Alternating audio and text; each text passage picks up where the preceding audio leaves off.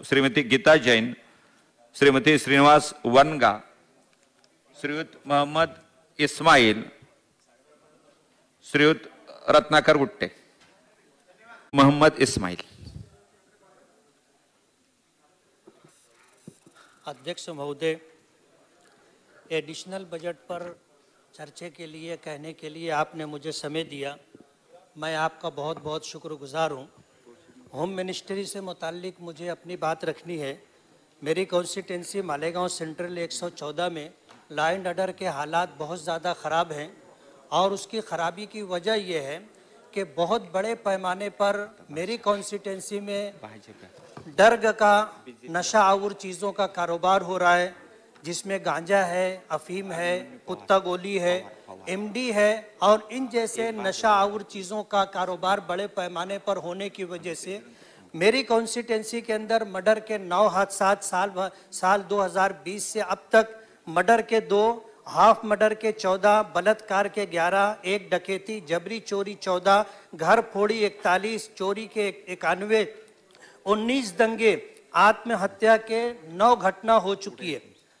और इस सिलसिले के अंदर डिपार्टमेंट से बार बार बात करने के बाद भी कोई कार्रवाई होती नजर नहीं आ रही है और नशे का कारोबार करने वाले जो लोग हैं, ऐसा लगता है कि डिपार्टमेंट की तरफ से कहीं ना कहीं उनको छूट दी जा रही है, जिसकी वजह से ये कारोबार बढ़ता जा रहा है। हालात ख़राब होने की वजह से आज हफ्ता भर काम करने वाला मजदूर जब अपनी तनख्वाह लेकर के जाने लगता है तो उसे कटर मार करके उससे उसके हफ्ते भर की कमाई छीन ली जाती है। मोटरसाइकिल बड़े पैमाने पर चोरी हो रही है और चोरी करने वालों का कोई जो है अता पता नहीं है। ऐसे हालात के अंदर मैं आपके तवस्सुत से हमारे होम मिनिस्टर साहब से ये गुजारिश करूंगा कि शहर के हालात जिस तरह बिगड़ते जा रहे हैं उसको कंट्रोल में लाने के लिए कुछ न कुछ हमारी तरफ तवज्जो देनी चाहिए। दूसरा विषय मैं हेल्थ डिपार्टमेंट से मुताल्लिक रखना चाहता हूं। कोरोना के दौरान फरवरी और मार्च में मालेगांव के हालात बहुत ज़्यादा ख़राब थे और 1000 से ज़्यादा तादाद में लोगों की अमवात हुई। उस मौके पर हमारे हेल्थ मिनिस्टर राजेश टोपे साहब ने मालेगांव का 2 मरतबा दौरा किया और उनके तवस्सुत से मालेगांव को काफ़ी राहत मिली है। मैं इस सिलसिले में आपके तवस्सुत से राजेश टोपे साहब का, सरकार का बहुत बहुत शुक्रगुजार हूँ। सार्वजनिक बांधकाम डिपार्टमेंट से मुताल्लिक मुझे जो बात कहनी है कि आज से 20-21 साल पहले मालेगांव बाईपास हाईवे बनाया गया था, लेकिन सर्विस रोड, अंडरग्राउंड रास्ता और फ्लाईओवर न होने की वजह से आज 20 साल में तकरीबन 455 लोग और 1262 लोग रोज रोड क्रॉस करते हुए जख्मी हुए। इस सिलसिले में आपके माध्यम से मेरी सरकार से ये गुजारिश है कि 20 साल का अरसा गुजर जाने के बाद भी सर्विस रोड नहीं है, अंडरग्राउंड रास्तों की सहूलत नहीं है और जहां फ्लाईओवर होना चाहिए था वहां फ्लाईओवर नहीं है। उसकी वजह से 455 लोगों की मौत हो चुकी है। सरकार को इस तरफ तवज्जो देनी चाहिए। और इसी तरह जो है हेल्थ डिपार्टमेंट से मुताल्लिक मुझे जो बात कहनी है कि मालेगांव सार्वजनिक हॉस्पिटल के एरिए में महिला बाल रुग्णालय को सरकार ने मंजूरी दी है और 36 करोड़ रुपए का बजट मंजूर किया है। अगर उस सिलसिले में बजट रिलीज हो जाता है तो उन महिलाओं को जिनको डिलीवरी के लिए बहुत दिक्कतों का सामना है, बच्चों के इलाज और मुआवजे के लिए जिनको बहुत तकलीफ है, उन लोगों को राहत हो जाएगी। इस सिलसिले में मेरी आपके माध्यम सरकार से ये गुजारिश है कि बजट जल्द से जल्द रिलीज करके तामीर का काम किया जाए। मालेगांव एक टेक्सटाइल सिटी है और रोजगार का सबसे बड़ा जरिया यही पावरलूम और टेक्सटाइल है।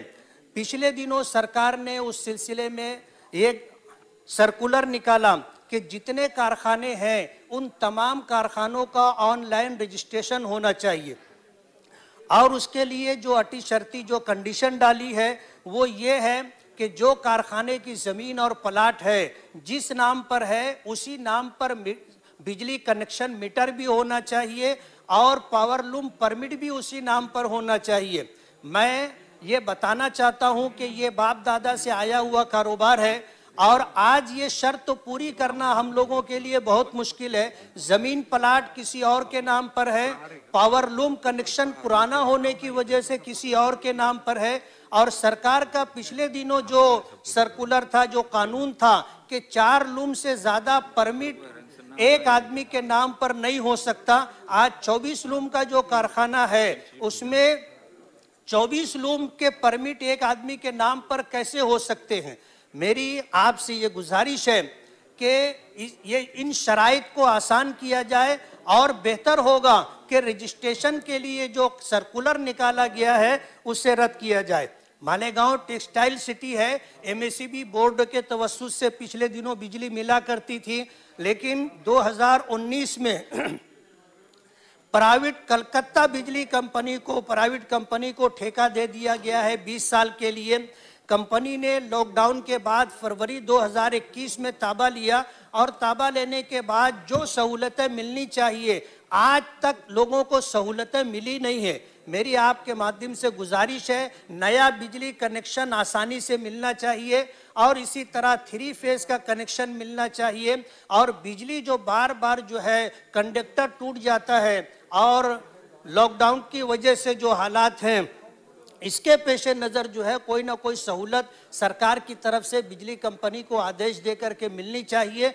आज इस मौके पर आपने मुझे कहने का मौका दिया, मैं आपका बहुत बहुत शुक्रगुजार हूं, और ये उम्मीद करता हूं कि जो गुजारिशात मैंने की है उस पर अमल आवरी होगी और लोगों को जल्द से जल्द सहूलत मिलेगी। बहुत बहुत शुक्रिया। श्रीयुत अभिमन्यु पवार।